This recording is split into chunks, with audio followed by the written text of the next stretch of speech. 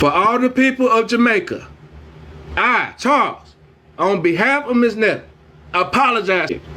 And like I said, I already done did some check and correct on that. So now, hopefully, I don't have to get back on here and keep saying some more. Halfway across the goddamn city that we was in, we came across restaurants. And when I mean they was better than the resorts, they was far better than the resort. Trust me.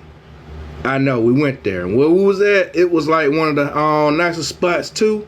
And not only did they have church chicken, they did it the old school way. Barbecued on the grill, not wood smoke all.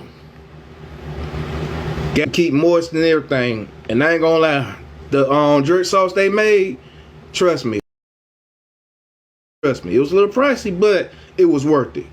Not gonna lie to you. And then me eating them leg quarter, I ain't gonna lie, it was so good. I ain't gonna lie, I almost like to brought home another plate. But I done did too much here.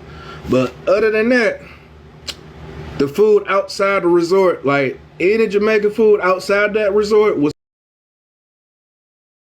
I'm not gonna lie to you.